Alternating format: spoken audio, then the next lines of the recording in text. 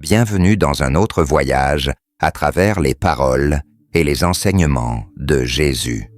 Dans ce chapitre, nous plongerons dans les profondeurs de la parabole du semeur, en nous basant sur les textes de Matthieu 13, 1 à 9, 13, 18 à 23, Marc 4, 1 à 20 et Luc 8, 4, 15. Le décor est la mer de Galilée. Là, une foule nombreuse se rassemble pour écouter le Maître. Beaucoup recherchent la guérison, l'espoir et le réconfort. Le nombre d'auditeurs augmente tellement que Jésus monte dans une barque, s'éloignant un peu du rivage, et commence à enseigner. N'oubliez pas de vous abonner à la chaîne, de laisser un like et de partager avec ceux que vous aimez. Passons à la vidéo. La foule et l'enseignement de Jésus. Une foule nombreuse s'est rassemblée sur les rives de la mer de Galilée pour entendre et voir Jésus muet. Tous étaient malades et cherchaient à soulager leur douleur. Christ, en tant qu'envoyé de Dieu, a apporté la guérison et l'espoir à cette génération. Le nombre d'auditeurs a tellement augmenté qu'il n'y avait plus assez de place pour tout le monde. Il monta donc sur un bateau et, s'éloignant un peu du rivage, commença à enseigner. Depuis le bateau, Jésus contemplait la plaine de Génézareth, où les agriculteurs dispersaient les graines et d'autres récoltaient les fruits mûrs. Inspiré par cette scène quotidienne, il a déclaré « Le semeur est sorti pour semer. Pendant qu'il répandait les graines, certaines tombèrent au bord du chemin, et les oiseaux les mangèrent. D'autres tombèrent sur un sol pierreux, là où il n'y avait pas de terre profonde. Ils ont germé rapidement, mais lorsque le soleil s'est levé, ils ont été brûlés faute de racines. D'autres encore tombèrent parmi les épines qui poussèrent et les étouffèrent. Mais quelques graines tombèrent dans la bonne terre, produisant du fruit 100 fois, 60 fois et 30 fois. Matthieu 13, 3, 8. Le semeur sème la parole. Marci Quatuor, Quatuor Décime. Depuis la chute de l'humanité, Satan a répandu la semence de la tromperie, cherchant à éloigner les hommes de Dieu. Mais Christ est venu révéler la vérité. Lui, qui faisait partie du conseil divin, transmettait au monde des principes purs et éternels. Depuis la promesse faite en Éden, la parole de Dieu est la graine incorruptible qui génère la transformation. Chaque graine produit des fruits selon son espèce. Ainsi, la parole de Dieu, lorsqu'elle est reçue dans le cœur, génère une vie et un caractère semblables à ceux du Créateur. Les chefs religieux d'Israël n'ont pas réussi à répandre cette graine, la remplaçant par des traditions humaines. En revanche, le Christ a basé ses enseignements exclusivement sur les Écritures, répondant aux questions par un simple « Il est écrit ». Aujourd'hui comme hier, les théories humaines ont remplacé la vérité biblique, ce qui amène de nombreuses personnes à douter de la parole de Dieu. Au bord du chemin, il s'agit d'un sol dur et impénétrable en raison du mouvement des personnes qui le traversent. C'est le cœur insensible où la parole de Dieu ne peut jamais pénétrer. La graine tombée au pied du chemin était ramassée par les oiseaux, comme il l'était à la surface de la terre. Les oiseaux symbolisent l'influence du diable dans la vie de l'homme. À quiconque entend la parole du royaume et ne la comprend pas, le malin vient et arrache ce qui a été semé dans son cœur. C'est ce qui a été semé au bord du chemin. Matthieu 13, 19. Sur un sol pierreux, celui qui a reçu la semence sur un sol rocailleux est celui qui entend la parole et l'accepte avec enthousiasme. Cependant, parce qu'il n'a pas de racines profondes en lui, sa foi est temporaire. Quand surgissent des tribulations et des persécutions à cause de la parole, il est bientôt scandalisé. Matthieu 13, 22, 21. Lorsque la graine est semée dans un sol peu profond et pierreux, elle germe rapidement, mais est incapable de créer des racines profondes pour obtenir les nutriments nécessaires à sa croissance, ce qui conduit à sa mort. C'est ce qui arrive à beaucoup de ceux qui professent la foi. Ce sont des auditeurs superficiels qui accueillent la parole avec un enthousiasme initial, mais ne lui permettent pas de transformer leur essence. Le problème n'est pas de recevoir la parole rapidement ou de ressentir de la joie en l'entendant.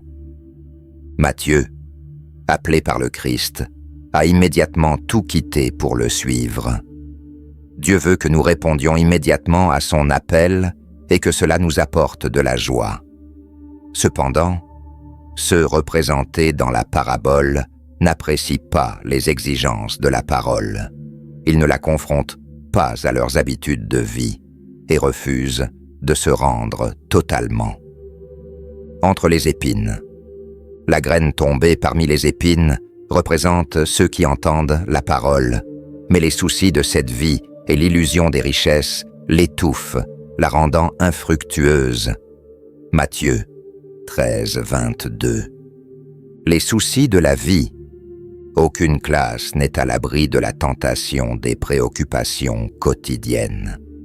Les pauvres sont confrontés à des difficultés de subsistance, tandis que les riches craignent la perte de leurs biens et se retrouvent impliqués dans d'innombrables troubles. La tromperie des richesses. Le désir de richesse a un effet illusoire et puissant. Beaucoup oublient que c'est Dieu qui leur donne la capacité de prospérer. Lorsqu'ils attribuent leur succès uniquement à eux-mêmes, ils deviennent arrogants et perdent conscience de leur dépendance à l'égard du Créateur. Les richesses devraient être utilisées pour glorifier Dieu et aider les autres, mais elles sont souvent mal utilisées, renforçant les attributs égoïstes et devenant un lien qui lie l'âme. Les plaisirs de la vie.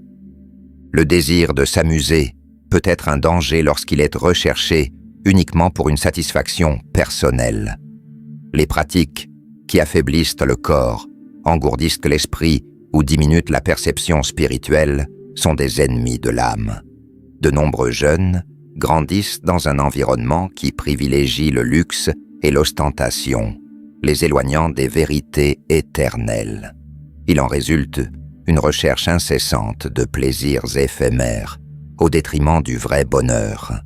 Même au sein des églises, à la recherche de ressources financières, ils recourent à des méthodes qui favorisent l'amour du divertissement et de l'ostentation. De telles pratiques diminuent le respect des choses sacrées et éloignent les croyants du vrai culte. Terre fertile. Le semeur n'est pas seulement confronté à des frustrations au cours de son voyage. Concernant les graines tombées sur un sol fertile, Jésus a déclaré « C'est celui qui entend et comprend la parole et qui porte du fruit, produisant au centuple 60 fois et 30 fois. » Matthieu 13, 23. Et plus loin, ceux qui sont tombés dans la bonne terre représentent ceux qui, après avoir entendu la parole, la retiennent dans un cœur sincère et droit, portant du fruit avec persévérance. Luc Otto et Kiendisi. Le cœur droit et sincère évoqué dans la parabole ne signifie pas un cœur sans défaut, car l'Évangile est destiné précisément à ceux qui ont besoin de grâce. Jésus a déclaré « Je ne suis pas venu appeler des justes, mais des pécheurs. » Marc 2, 17.